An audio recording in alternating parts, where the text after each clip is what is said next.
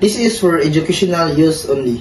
Our group runs permission to our instructor, Mr. Roldan Ardinis, to use as educational material. Okay, so good day everyone. Today we're going to tackle regarding the contemporary global governance with, of course, integration of COVID-19. So, let's start. Okay, so first, what is global governance? So global governance is the way countries, international organizations, and other global actors work together to manage problems that go beyond national borders. Well, global governance it does not mean that it is a world government or an institution that reigns or rules over everything. Instead, it is like a system of cooperation made up of international rules and laws. Second is global institutions, and of course, agreements and shared norms. Okay, so we have here the effects of globalization on governments. So first, we have the economic pressure. So economic pressure is where governments must compete globally, impacting local industries and jobs.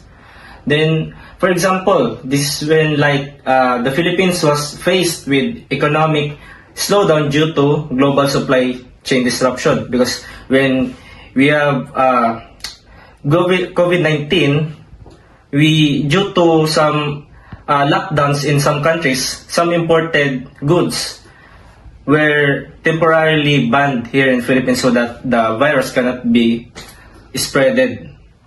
Okay, so next we have the policy influence. So policy influence is when multinational organizations influence national policies. So, for example, is when the International Monetary Funds or IMF provided financial aid to countries requiring certain economic adjustments. So next is the reduced autonomy. So this is when decisions are shaped by international agreements and global standards. So one example of this is when travel restrictions had to align with World Health Organization or WHO and neighboring countries' guidelines. Then next, we have the global cooperation. So global cooperation is when different countries all around the world cooperate with each other so that they can solve a problem or a problem that can't be solved ordinarily by only one country. So an example of this is when the COVID-19 vaccine development, like the Pfizer, Moderna, and AstraZeneca. So lastly, we have the health and safety pressures. So this one is when pandemics required coordinated international response. So for example, like each country aligned with the World Health Organization, which issued guidelines on mask wearing and social distancing and testing. So, globalizations on governments. It means how globalization affect the way a government works and make decisions. Because countries are connected through a trade, technology, travel, and international organization. Government must follow or adjust a global rules and relationship. Next is institution that govern international relationship. First is World Bank. World Bank funds development projects to reduce poverty and improve infrastructure. Examples: a World Bank helps the Philippines by funding roads, bridge, and flood control projects. Provinces like Leyte and Mindanao to improve transportations and reduce poverty. Next is support long-term economic growth and social development. So, the World Bank supports programs like education, improvement, and health projects, helping Filipinos get better schools, better hospitals, and more job opportunities. So, regional organization. Example, ASEAN and AO. First is promote regional cooperation in economic, politics, and security. Example, The Philippines joined ASEAN meetings to cooperate on South China Sea issues, regulation, and peace and anti-tourism security. Next is coordinate policies among member states for shared challenges. So, example, ASEAN countries, including the Philippines, coordinate rules to handle pandemic like COVID-19 and prevent the spread of disease across borders. Next is facilitate trade, travel, and diplomatic relations within the region. So, example, because of Asian, Filipino products like bananas, coconut oil, and electronics can be exported easier to countries like Thailand, Vietnam, and Malaysia. So, summary, a World Bank helps Philippines throughout money, products. Asian help Philippines cooperate and trade with nearby countries. That's all. Globalization on government. So the following are institutions that governs international relationships. So first is the United Nations. It promotes peace, diplomacy, and conflict resolution. An example of this is the UN helped the Philippines maintain international cooperation and stability while focusing on pandemic responses. And another key point of the UN is it conducts peacekeeping mission and protects human rights. The UN also monitored human rights in the Philippines during lockdown to ensure safety measures and respected civil liberties. And lastly, its last key point is coordinates global responses to crisis and humanitarian issues. The UN also supports the Philippines with humanitarian aid, medical supplies, assisting for vulnerable groups during COVID-19. The next institution is the World Health Organization, or WHO. It coordinates global health responses and diseases and control. The WHO guided the Philippines in tracking the COVID-19 cases and controlling the spread of the viruses. And it also provides guidance and standards during the pandemic like COVID-19. The Philippines followed the WHO health protocols and masking, quarantine, and the vaccination. Lastly is the support. It also supports countries in strengthening health systems. The WHO helped improve the Philippines' healthcare capacity through training, testing, support, and medical resources. And lastly, the International Monetary Funds, or IMF. It provides financial assistance to the countries facing economic crisis. It offers policies advice to maintain global financial stability and monitors economic trends worldwide.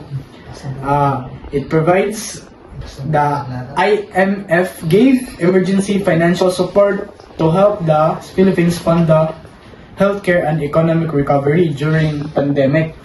And the IMF also advised the Philippines government to increase spending health and social protection during pandemic. And that's all. Internationalism versus globalism.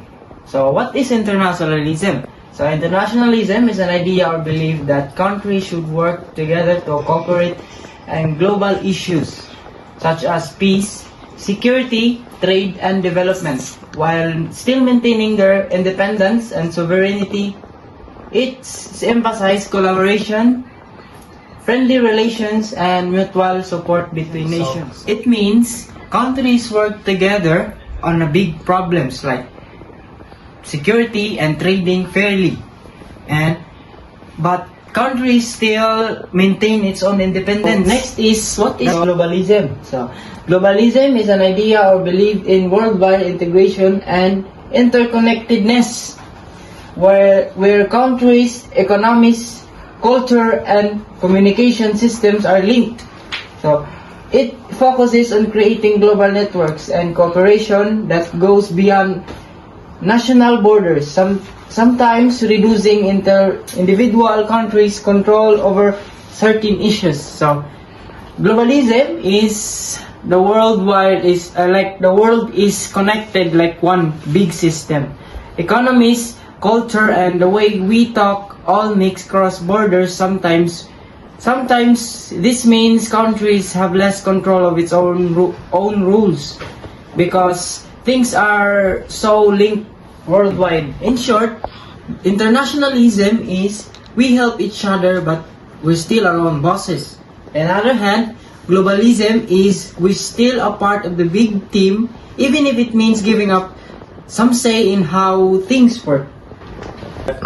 What is UN? The United Nations is a group of many countries that work together to help the world become safer, better, and it helps solve problems like war, poverty, diseases like COVID-19, and human rights issues. Now, let's go to the rules and function of UN. First is maintain international peace and society. For example, during COVID-19, UN helps the countries work together and share information so problems between countries would not turn into conflict. Now, let's go to number 2. Promotes human rights. UN helps protects people's rights, especially poor and vulnerable people. It makes sure people are treated fairly. Example, during COVID-19, the UN helps make sure that poor people and sick people could still get medical care protections. Let's go to number 3. Foster social and economic development. The UN helps countries reduce poverty, improve education systems, strengthening health system during COVID-19. It helps countries deal with economic and social effects. Let's go to number 4. Provide humanitarian aids. The UN gives food, medicine, and shelter to the people affected by the disaster, war, and pandemics. It helps people who are in emergency situations. Challenges of global governance in the 21st century. First is global health crisis. Global health crisis. Pandemics like COVID-19 show that countries often act in their own interests first, making global coordination slow and difficult. Second, climate change and environmental issues. Countries face different economic situations and priorities, so agreeing on shared climate actions is hard. Third, technological and cyber threats. Problems like cybercrime and misinformation cross borders, but global rules and cooperation are still weak or developing. Fourth, globalization versus national interest. Nations sometimes protect their own economy or policies, which creates conflicts in international agreements. Relevance of the state amid globalization. Despite globalization, the state remains highly relevant because it is responsible for making laws, enforcing policies, and protecting its citizens. States coordinate with global institutions while maintaining sovereignty, deciding how to engage in trade, security, and international agreements. So, even in a globalized world where countries are closely connected, the state or government remains very important. Also, the government is responsible for creating laws and enforcing rules and protecting its citizens. And also, while states cooperate with international organizations and follow global agreements, they still keep their sovereignty and power to make decisions for their own country. For globalization, it affects areas like trade, security, and diplomacy, but each state decides how it will participate in these activities. Events such as the COVID-19 pandemic show the crucial governments are. States manage health protocols and distributed vaccines and provided social and economic support to their people. Overall, the state acts as a bridge between global governance and local needs. And it also ensures that international policies and agreements are applied effectively within the country and serve the interests of its citizens.